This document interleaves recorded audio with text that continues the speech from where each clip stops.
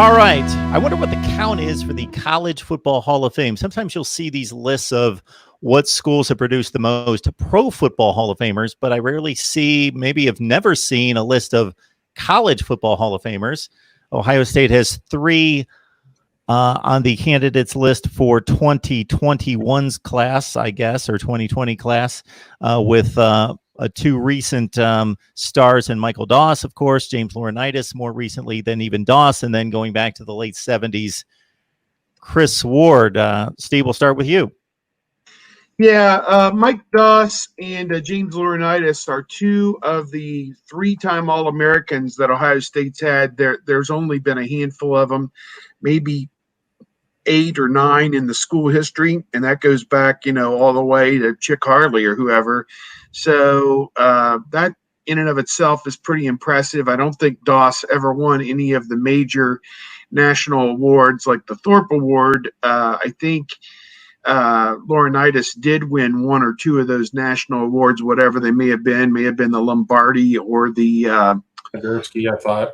Gursky, yeah, as maybe the top defensive player or one of the whatever it is. So that should factor in. The College Football Hall of Fame, to me, and I've only been following this since I took over my spot on this beat in 1995, is largely political, believe it or not. The National Football Foundation is the sponsor and the selector and everything else. Well, when Pat Fitzgerald got back into football at Northwestern as a coach, he became very involved with the National Football Foundation. And I think Pat Fitzgerald was phenomenal as a college football player. And I'm just pointing this out, that he went into the College Football Hall of Fame 10 years before Chris Spielman, who had played 10 years before Pat Fitzgerald. And there's no rhyme or reason for that. And, I mean, as I say, Pat Fitzgerald, God bless him, great player, but, didn't just – I don't know. I don't want to say anything bad about Pat Fitzgerald, but Chris Spielman's one of the all-time greats. And you just look it up if you don't believe me. So just to back up your point, Steve, a lot of people may not realize that Northwestern's most famed and gloried season, Pat Fitzgerald, great player on the team, but he got injured about halfway through the season. He didn't even play in the Rose Bowl or down the stretch for that team that particular year. Yeah, as I say, he was heavily involved with the Chicago chapter of the National Football Foundation with the events that they have and everything annually there. And believe me when I tell you that certainly factored in his very quick induction.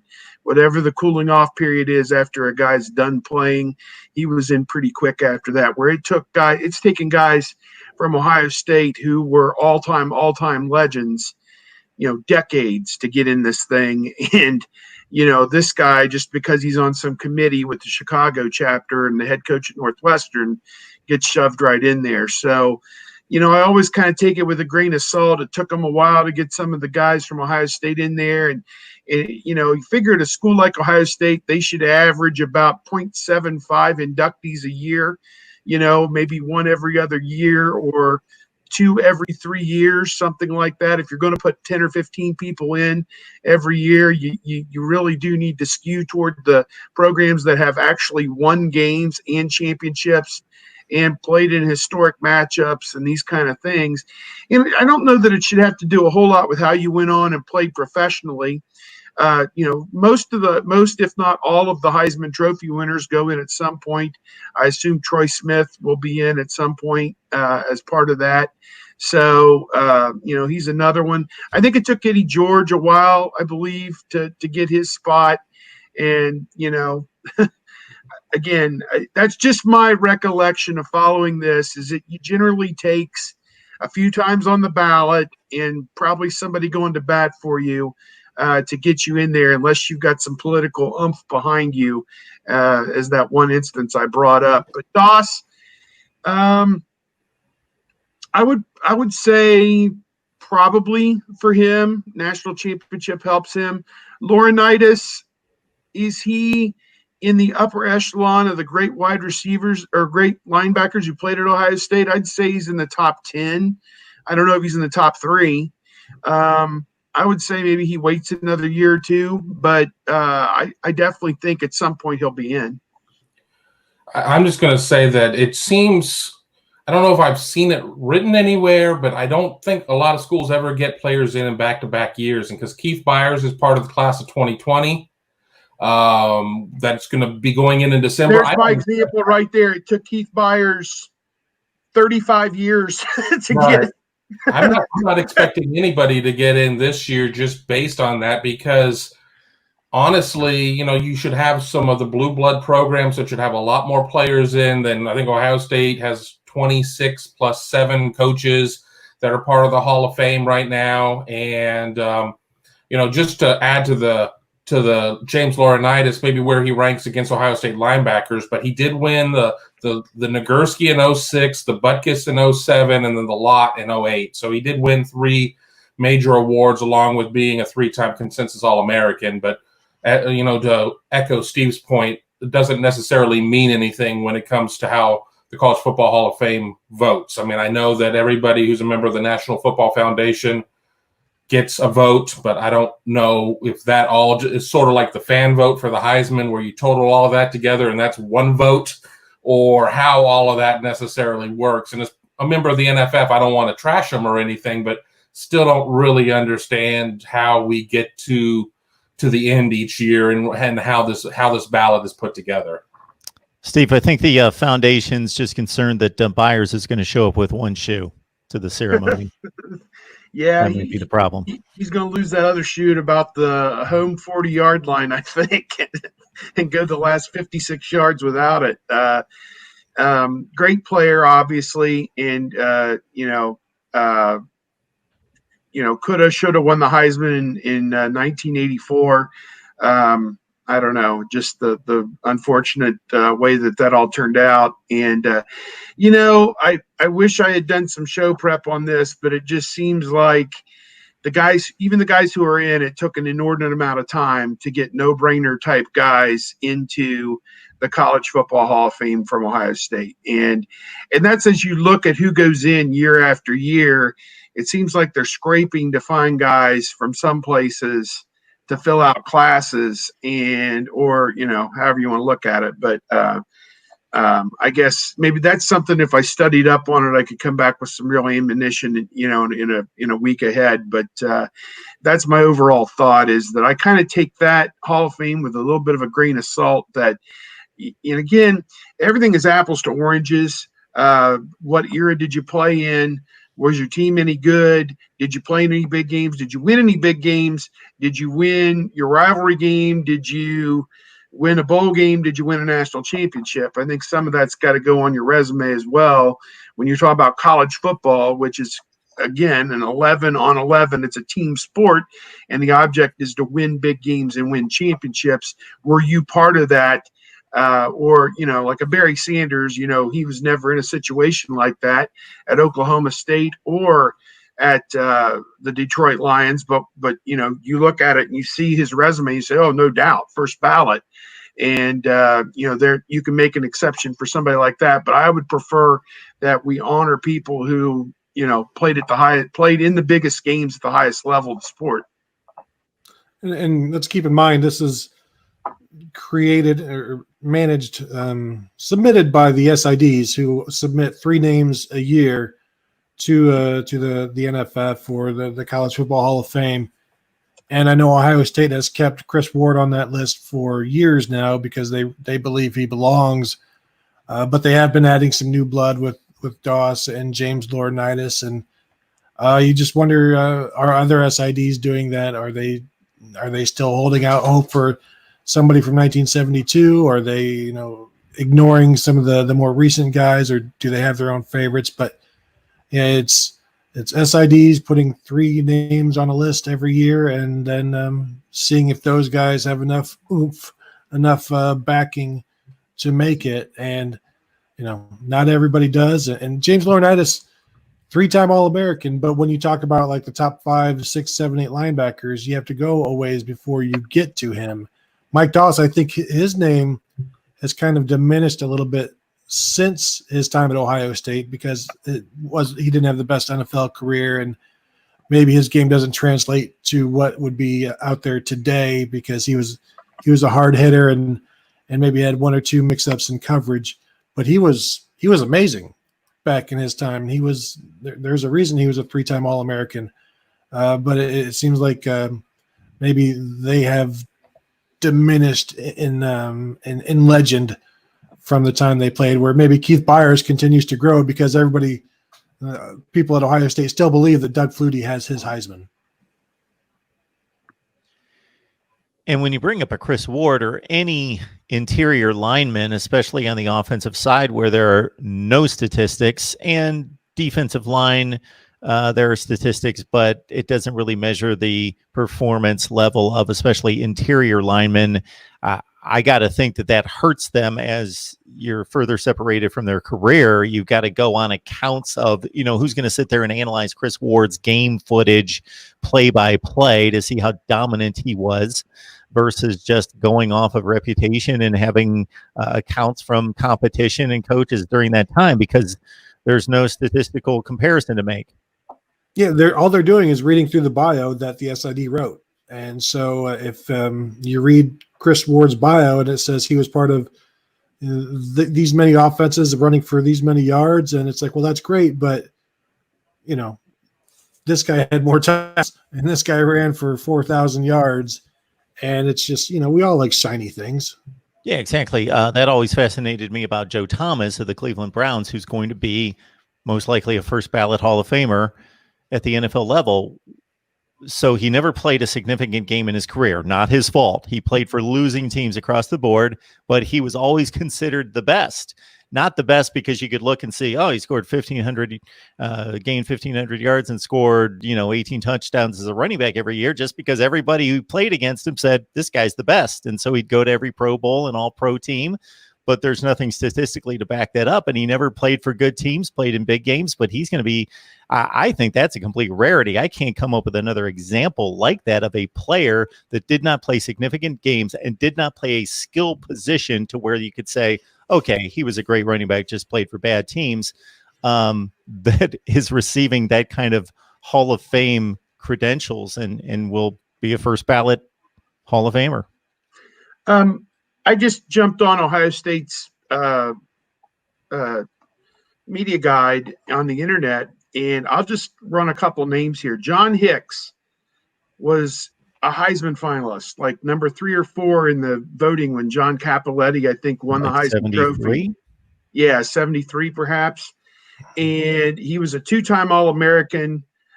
His final year was 73. He didn't go in until 2001. So that's, what would that be, 28 years. Jack Tatum, final year 1970, he didn't go in until 2004.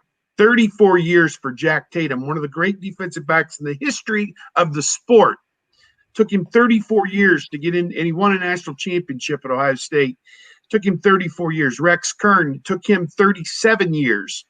Quarterback of arguably 2 national championship teams, although nobody really considers 70 as a championship team. Took him 37 years.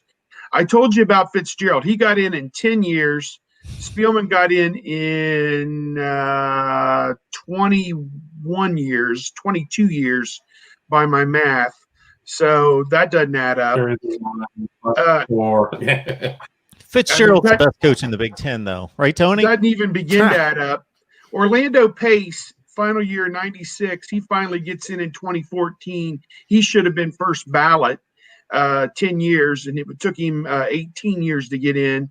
And Tom Cousineau, number 1 overall draft pick, 1978, his last year, took him till 2016.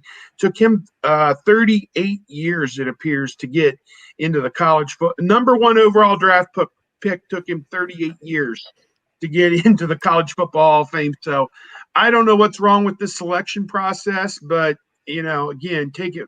I guess you'd say it's really exclusive, but man, I don't, and there's a lot of no-brainers here from Ohio State that, I could probably do a slideshow on the guys who ought to be in the College Football Hall of Fame that aren't.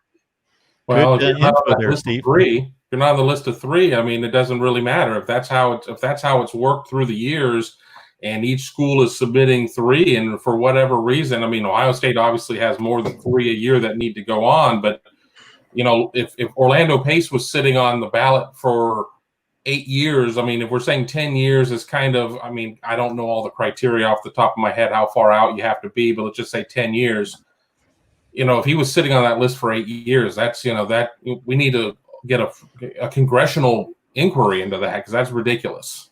Yeah. Orlando Pace should have been on that list as a junior. True.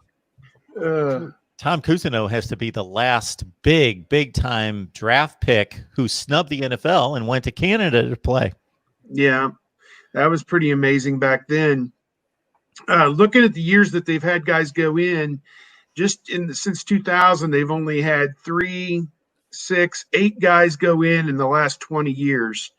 So it's, you know, and in this decade, 2012, 2014, and nobody since 2016 with some deserving guys. So that's 3 classes that have come and gone.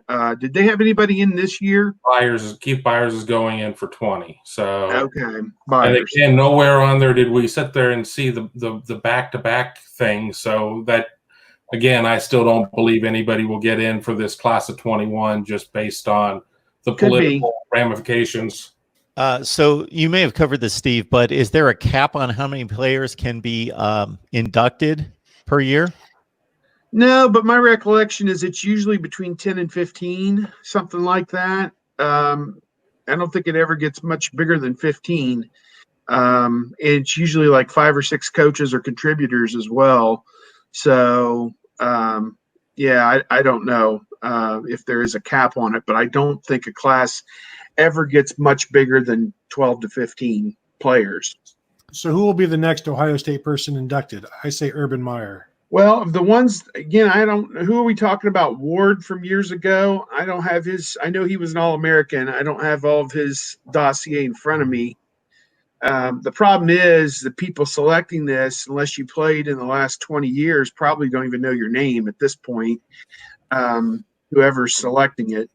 Well, you got a guy like Ted Ginn, who was amazing, but didn't have huge numbers, but there should be a continuous loop of his highlights playing in the College Football Hall of Fame at the very least. Well, he's got a record. I mean, didn't he have most kick returns in a season or something there for a while? Or he had something like that. His career record still stands, but you know, he's got records, and you make a good point. A lot of good flash in the pan type players like that who were really good for a couple years, but I know he made a few All-American teams as like the punt returner or whatever, but you know, I don't know. I would say Urban Meyer's probably got a good chance to get in before any of those 3 players, whatever year they take coaches. Well, and you have to be a first-team All-American as well, right? And Ezekiel Elliott was never a first-team All-American. You have to be a first-team All-American to make the College Football Hall of Fame? I believe so. Oh, my word. You guys can check. And that's a great example. I mean, you think about what he did. He put that team on his back. Yes. And the American Athletic Amateur Union, AAU, gave him the Sullivan Award as the nation's top amateur athlete for the calendar year of 2014, based strictly on what he did in the last 4 games of the season. So I'm all for guidelines, but let's not take it to the nth degree, because everything needs to be placed into context. I was going to bring up Antoine Winfield and Sean Springs, 2 of the best cover corner. No doubt. Winfield, no doubt, was a complete player. My goodness, he was good. No doubt. But I don't know where they ranked as All-Americans. I know that they were given huge consideration, but I don't know. I think both those guys were first-team All-Americans at one point. But Winfield yes, we talked about that like a month ago with the year Elliott had, obviously coming down the stretch, didn't start early in the year, had the 3 consecutive 200-yard games in the playoffs in the Big Ten championship game versus Derrick Henry, Christian McCaffrey, who else was it? Dalvin Cook. He got shoved off of those lists, but my goodness gracious, if that guy's not going to go to the College Football Hall of Fame. He wasn't going to be an All-American in 2014 because it was selected before the postseason, Whereas in 2015, he came back and rushed for almost 2,000 yards.